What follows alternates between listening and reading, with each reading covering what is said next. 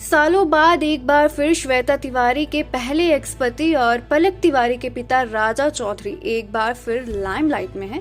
पहले उन्होंने अपनी एक्स वाइफ के बारे में बहुत सारे सीक्रेट्स शेयर किए और अब बेटी पलक के इब्राहिम के साथ रिश्ते को लेकर भी उन्होंने बात की। आपको पहले बता दें कि कुछ सालों के प्यार लव मैरिज के बाद श्वेता और राजा का रिश्ता कड़वाहट में बदल गया था और दोनों ने एक दूसरे पर कई आरोप भी लगाए और फिर अलग हो गए। तलाक के बाद पलक अपनी मां के साथ ही रहती हैं। राजा के साथ उन्हें बहुत कम ही देखा गया है। अब लेटेस्ट इंटरव्यू में उन्होंने अपनी बेटी के साथ रिश्ते पर बात की और कहा कि उनका अपनी बेटी के साथ कोई बॉन्ड नहीं है।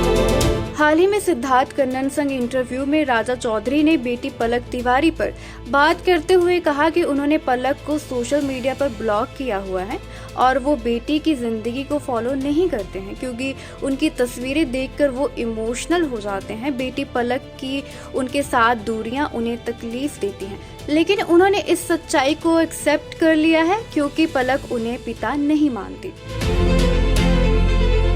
इब्राहिम के साथ पलक की डेटिंग की खबरों में राजा चौधरी को जब सवाल किया गया तो उन्होंने कहा कि वो इन सब चीजों की परवाह नहीं करते हैं क्योंकि वो बेटी की जिंदगी में दखल अंदाजी नहीं देते।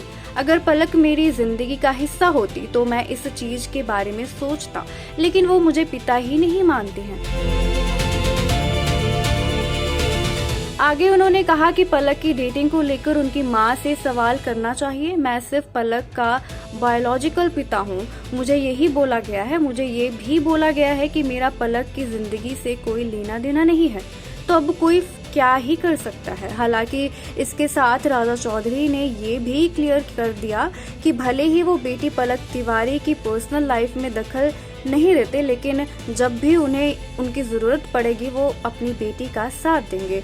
राजा बोले, अगर पलक मुझसे आधी रात को भी कांटेक्ट करेगी तो मैं उसका साथ दूंगा, लेकिन उसकी जिंदगी में मेरी कोई जरूरत नहीं है।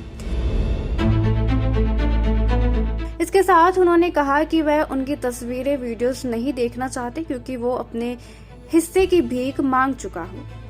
पिछले 18 सालों में उनकी पलक से सिर्फ 2-3 बार ही बात हुई है। खैर, इब्राहिम और पलक की जोड़ी आपको कैसी लगती है?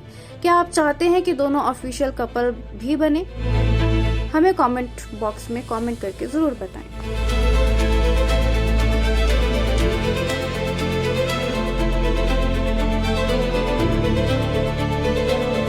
ऐसे ही और वीडियोस के लिए आप नारी के पेज को YouTube पर सब्सक्राइब, फेसबुक पर लाइक और इंस्टा पर फॉलो करना ना भूलें।